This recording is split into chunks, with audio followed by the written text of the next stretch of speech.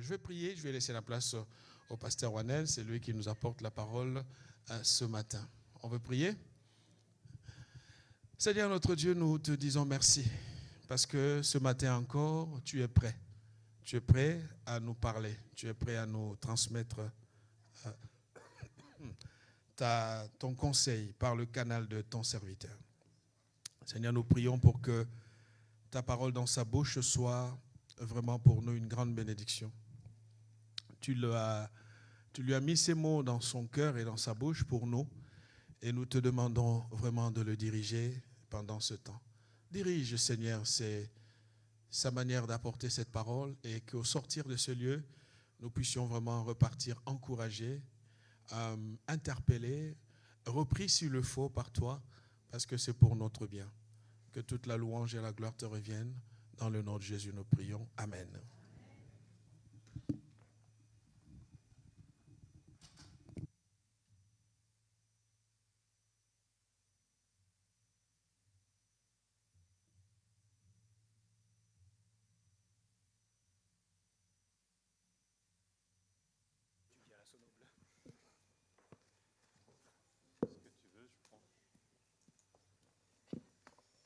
Voilà, gloire au Seigneur. Amen. Voilà, vous avez déjà tous, je vous salue tous dans le bon nom de Jésus-Christ. Que Dieu vous bénisse abondamment. Et nous continuons dans cette thématique de la croissance spirituelle, de la maturité spirituelle. Et nous allons voir aujourd'hui les motivations, ce qui peut nous motiver à devenir des adultes en Jésus-Christ. Alors, je vous propose de lire ce texte dans l'épître de Paul aux Philippiens, au chapitre 3, et à partir du verset 1er. Lettre de l'apôtre Paul aux Philippiens, au chapitre 3, et à partir du verset 1er.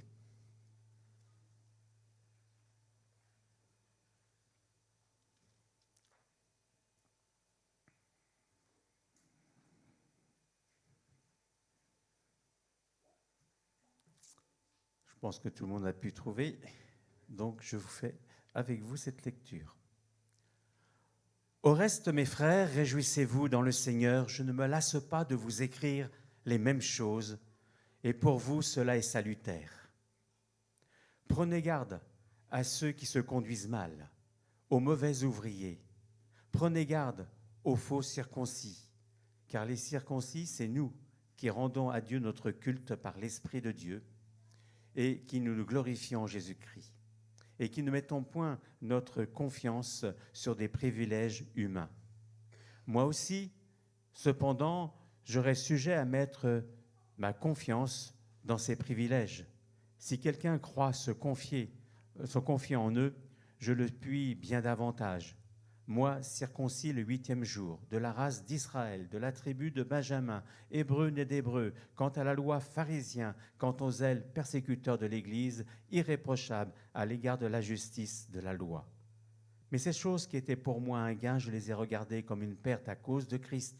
Et même je regarde toutes choses comme une perte à cause de l'excellence de la connaissance de Jésus-Christ, mon Seigneur, pour lequel j'ai renoncé à tout. Je le regarde comme de la boue afin de gagner Christ et d'être trouvé en lui, non avec ma justice, celle qui vient de la loi, mais avec celle qui s'obtient par la foi en Christ, la justice qui vient de Dieu par la foi. Ainsi je connaîtrai Christ et la puissance de sa résurrection et la communion de ses souffrances en devenant conforme à lui dans sa mort pour parvenir, si je puis, à la résurrection d'entre les morts. Ce n'est pas que j'ai déjà remporté le prix ou que j'ai déjà atteint la perfection, mais je cours pour tâcher de le saisir, puisque moi aussi j'ai été saisi par Jésus-Christ. Frères, je ne pense pas l'avoir saisi, mais je fais une chose, oubliant ce qui est en arrière et me portant vers ce qui est en avant, je cours vers le but pour remporter le prix de la vocation céleste de Dieu en Jésus-Christ.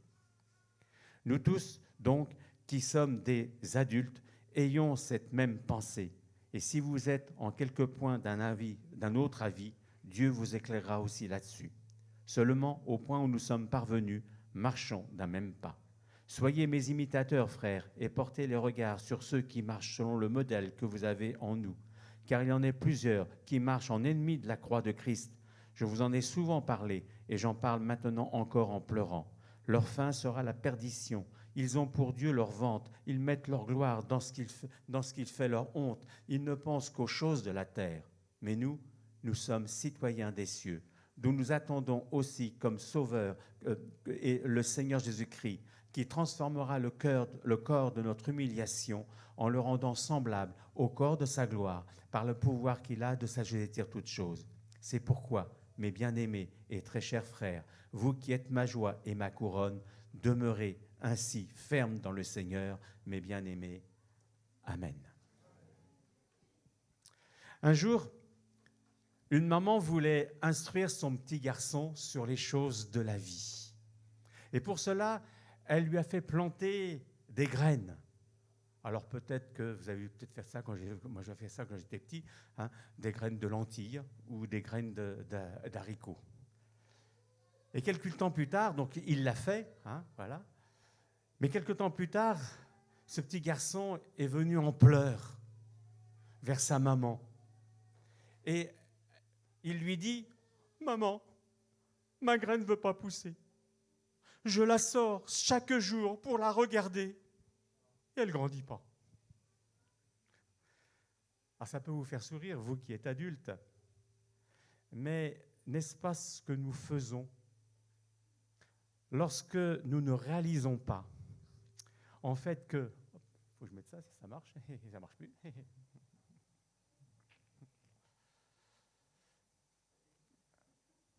Voilà.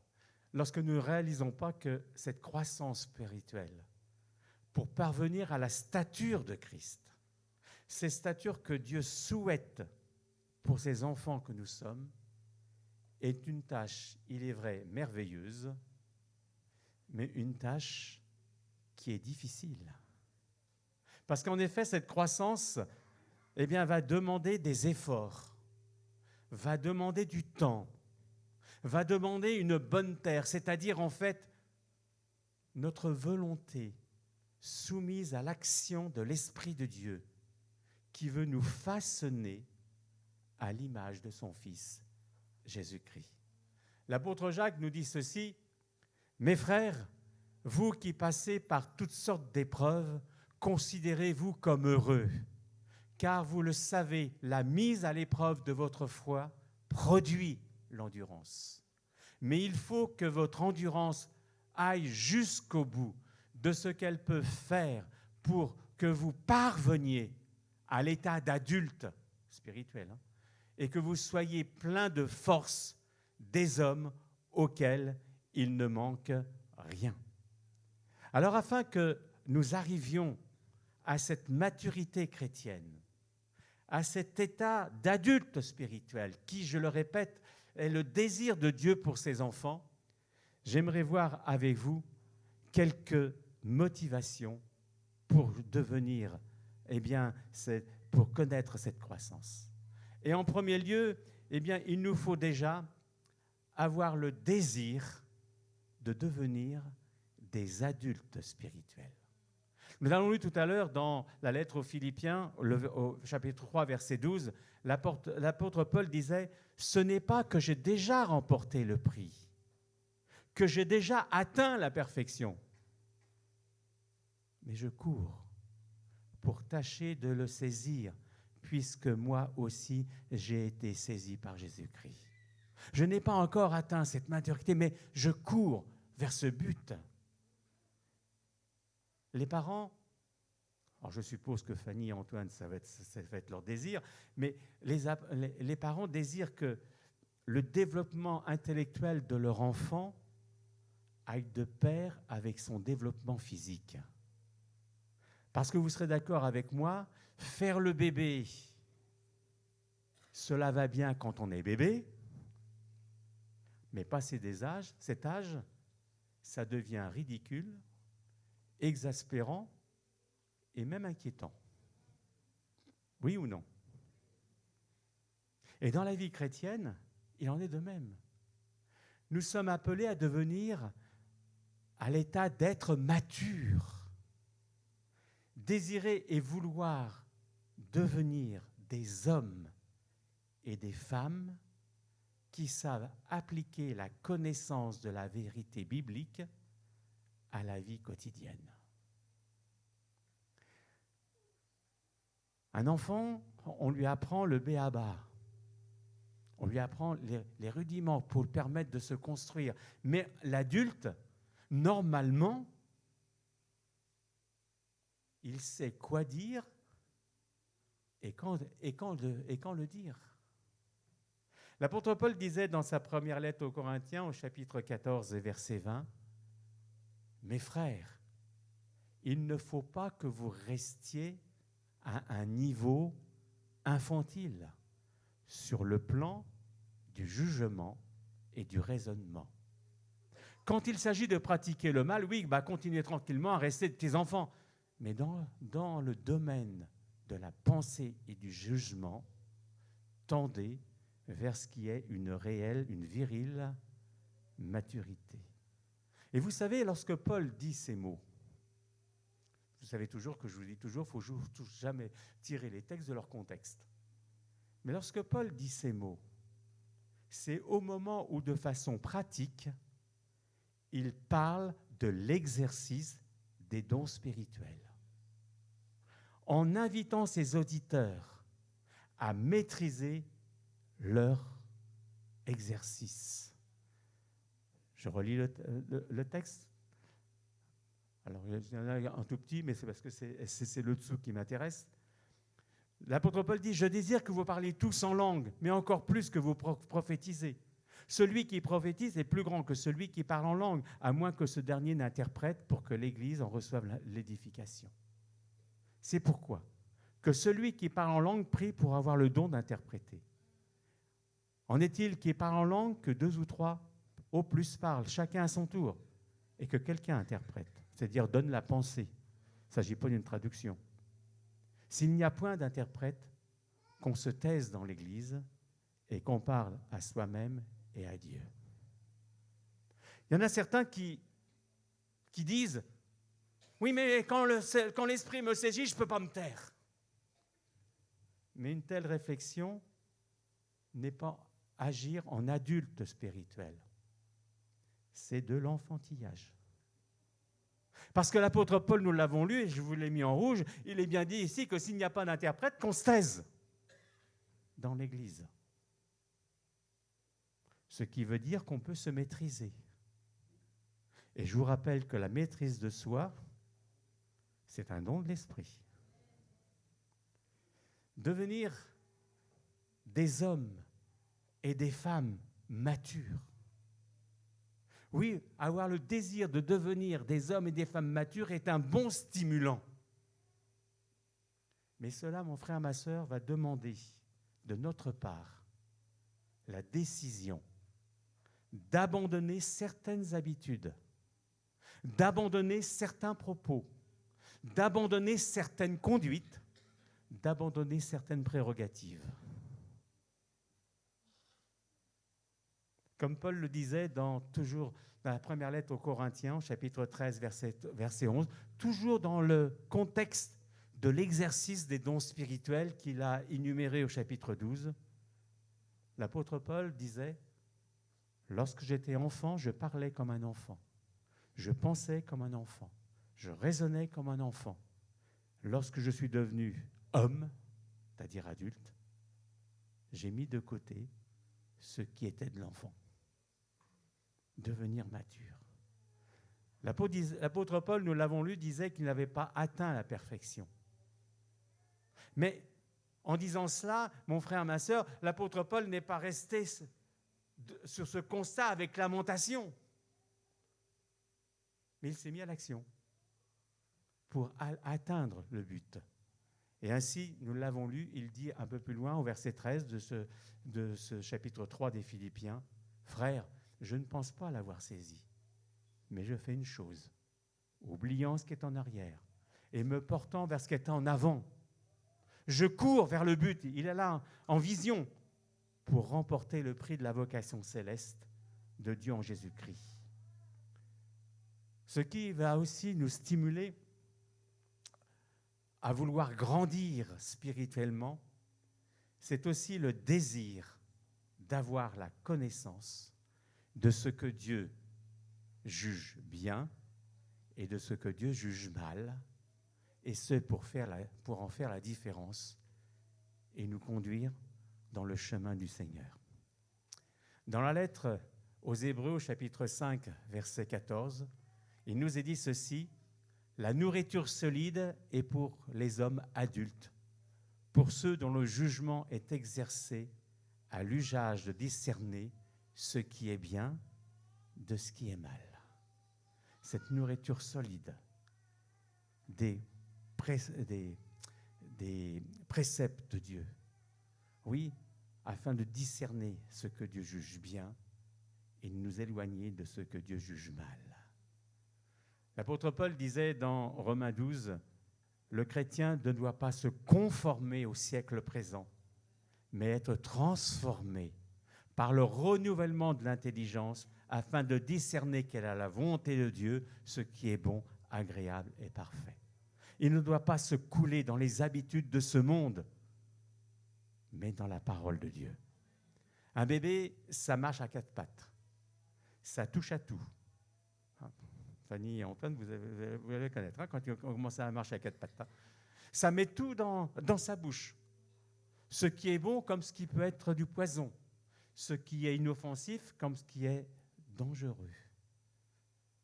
Ma sœur, mon frère, le désir de Dieu, c'est que son enfant que nous sommes, les uns et les autres, grandissent dans sa connaissance.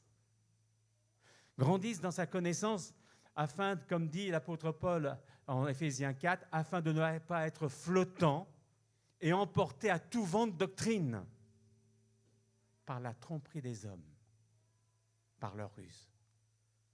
Oui, grandir dans la connaissance de Dieu pour ne pas être emporté loin de Dieu. Dans l'époque que nous vivons, où les hommes, nous dit encore l'apôtre Paul dans 2 Timothée 4, ne supporteront pas la saine doctrine. Attention, vous avez bien marqué, il n'est pas dit la sainte. Il est dit la saine doctrine. Ça veut dire qu'il y a des doctrines malsaines. Mais ayant la démangeaison d'entendre des choses agréables. Agréables à quoi ? À leur moi égoïste.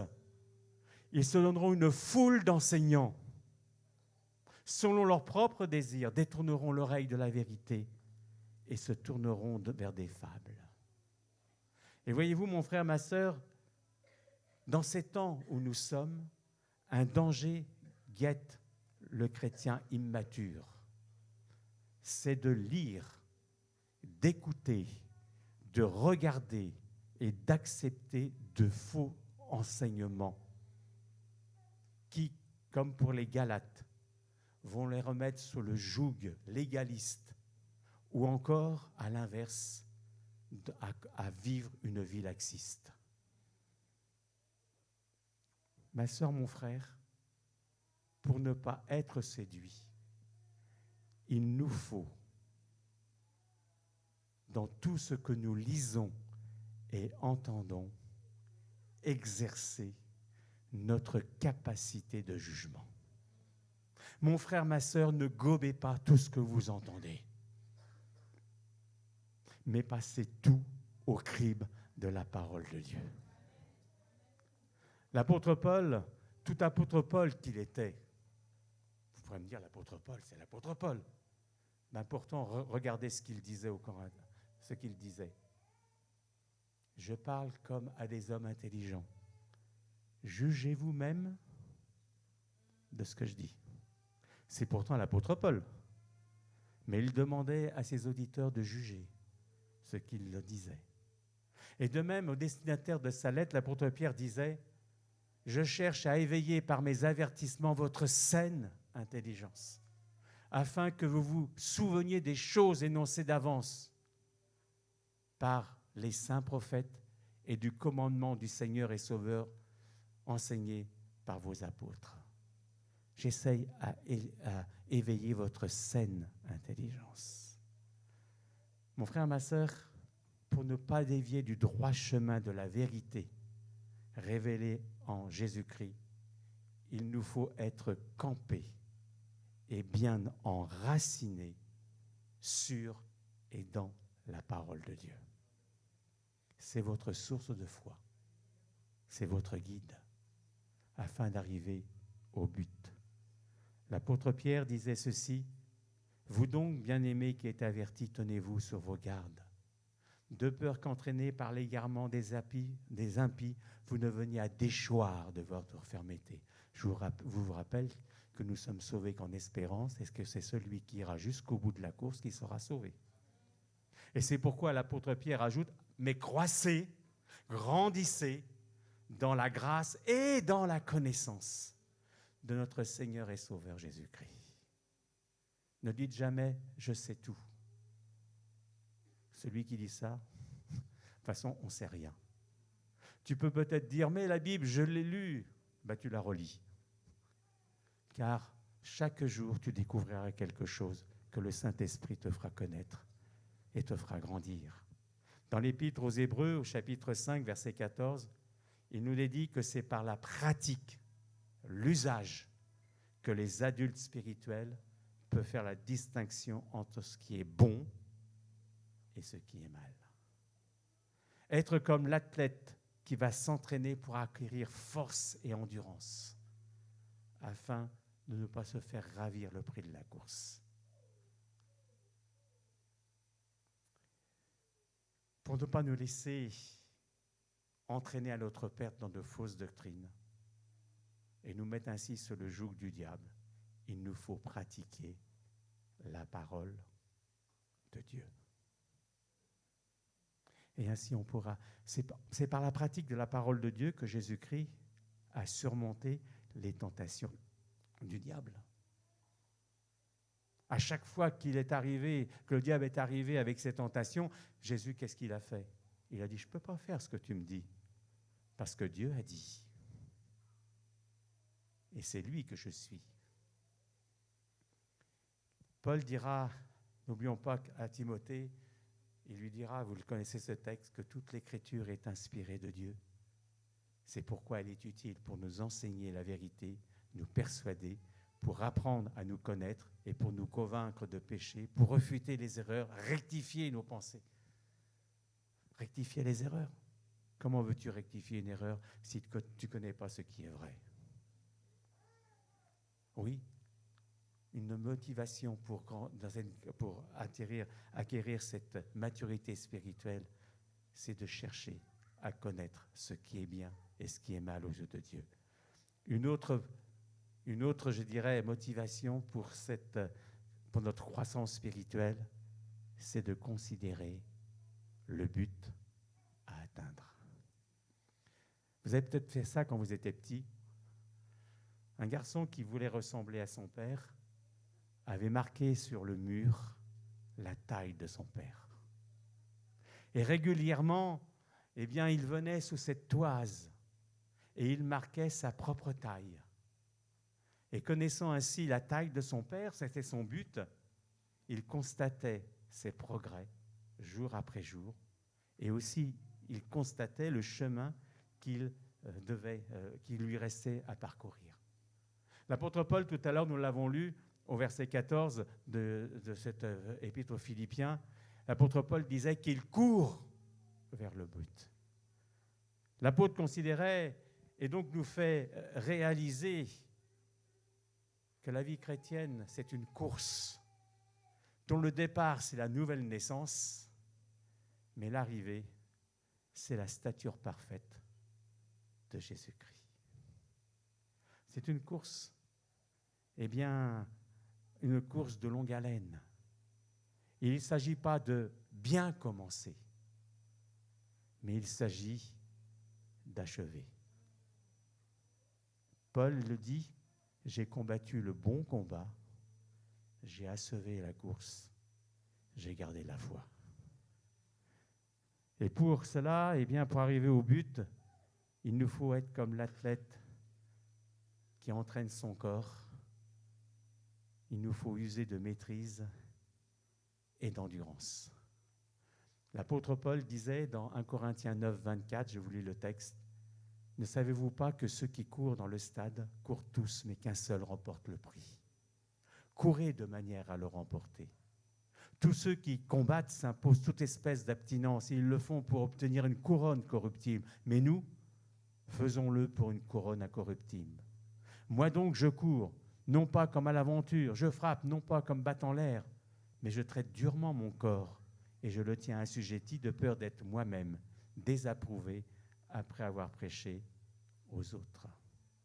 Oui, comme me dit l'apôtre Jacques, il nous faut donc, mon frère, ma sœur, chaque jour plonger nos regards dans ce miroir divin qu'est la parole, afin de connaître le modèle à suivre et ainsi voir où nous en sommes par rapport à lui et corriger ce qui ne va pas. C'est un miroir. Ceux qui ont suivi l'entretien de baptême, ils savent très bien de quoi je veux parler avec mon miroir. Parce qu'en fait, vous savez, quand je leur parle de ça, en général, je me mets donc avec un feutre une grosse tache sur mon nez. Ça les fait rire. Mais voyez-vous, je peux m'étonner à ce moment. Pourquoi ils rient? Parce que moi, je ne vois pas. Sauf si je passe devant un miroir qui va refléter mon visage. Et le miroir divin, c'est la parole de Dieu, par le Saint-Esprit. Elle vous montrera ce qui ne va pas dans votre vie et ce qui doit changer pour devenir des adultes spirituels. Une quatrième motivation pour cette croissance spirituelle, c'est de vouloir être utile. Dans l'Épître aux Hébreux, au chapitre 5 et au verset 12, il était reproché au destinataire, je vous laisse lire le texte, de ne pas pouvoir enseigner les autres dans la vérité à cause de leur manque de maturité. Ils ne pouvaient pas le faire. Mon frère, ma sœur, il nous faut grandir dans la connaissance de Dieu pour être utile déjà pour l'œuvre de Dieu, mais être aussi utile pour nos sœurs et frères dans la foi. L'apôtre Paul, dans les enseignements sur les dons spirituels, dira, puisque vous aspirez aux dons spirituels, que ce soit pour votre gloire, merci Romain, puisque vous aspirez aux dons spirituels, que ce soit pour l'édification de l'Église, que vous cherchiez à en posséder abondamment. Ce n'est pas pour toi, c'est pour l'autre. Pour que l'Église, ton frère, ta sœur, soit enseignée, soit éduquée, puisse grandir. Oui, vouloir être utile. Non pas vouloir uniquement être là, occuper une chaise, mais vouloir agir. Être dans l'œuvre de Dieu. Enfin, une dernière motivation pour nous aider à croître spirituellement, c'est de réaliser qu'un jour, il nous faut comparaître devant Jésus-Christ pour rendre compte de l'administration de notre vie, tant spirituelle que physique. C'est ce que l'apôtre Paul disait aux Corinthiens. Il disait ceci, de nous efforcer d'être agréables à Dieu, soit que nous demeurions dans ce corps, soit que nous le quittions, car il nous faut tous comparaître devant le tribunal de Christ, afin que chacun reçoive selon le bien ou le mal qu'il aura fait étant dans son corps. Il y a même un texte qui nous dit que nous rendrons compte des paroles inutiles que nous aurons dites. Et dans ce jour, c'est là aussi où il sera remis des couronnes, mais aussi des blâmes par rapport à ce que nous avons fait ou pas fait. Ma sœur, mon frère, notre vie par ses actes doit en premier lieu être pour glorifier Dieu et non pour satisfaire nos appétits de jouissance matérialistes. L'apôtre Paul disait ceci en Philippiens 3 et au verset 18, il disait que certains, par leur attitude, se conduisent en ennemis de la croix. Être en ennemi de la croix, par leur attitude. Alors mon frère et ma sœur, ne soyons pas comme ça, mais en vue de ce jugement, examinons attentivement notre voie et notre vie pour voir si nous sommes bien dans le plan de Dieu, dans le plan que le Seigneur veut pour nous. Ces bons plans qu'il a en pensée pour chacun d'entre nous et qu'il veut mettre en action afin de nous donner un avenir et de l'espérance.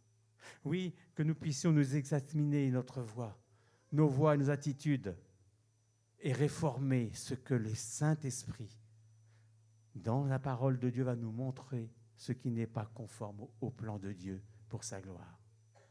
Et si nous le faisons, mon frère, ma sœur, nous serons heureux.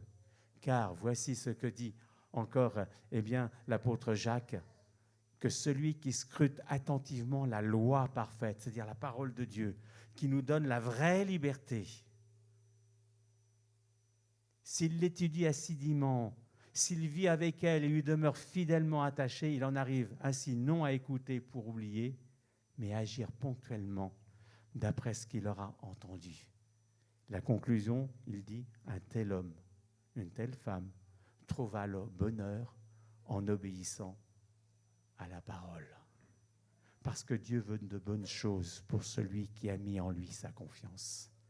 Alors, comme le dit encore l'apôtre Paul dans les Colossiens, voici, je dirais, peut-être un programme pour nous dans les jours qui viennent. Tout ce que vous faites, faites-le de bon cœur, comme pour le Seigneur et non pas pour des hommes. Tout ce que vous faites, faites-le pour le Seigneur, afin que celui-ci soit glorifié. Dites-vous, est-ce que le Seigneur serait avec moi si je faisais telle et telle chose? M'approuverait-il ou pas? À cette réponse, vous verrez tout de suite ce qu'il faut faire ou pas faire. Oui, il nous faut chercher à devenir des adultes et non pas des enfants. Des enfants qui sont là en train de, je dirais, vous savez, lorsqu'ils n'ont pas quelque chose, mais des hommes et des femmes qui sachent ce qu'il faut faire. Des hommes et des femmes qui veulent marcher pour accomplir tout le plan de Dieu pour son œuvre et pour ses frères et ses sœurs. Alors, il y aura encore, donc, je dirais, la cinquième message sur ce thème, et en fait sur cette maturité chrétienne. Et au mois de juin, je verrai avec vous, justement, les éléments qui favorisent cette maturité chrétienne. Mon frère, ma sœur, ne soyons pas des enfants, mais cherchons à devenir des hommes et des femmes matures pour la seule gloire de notre Dieu.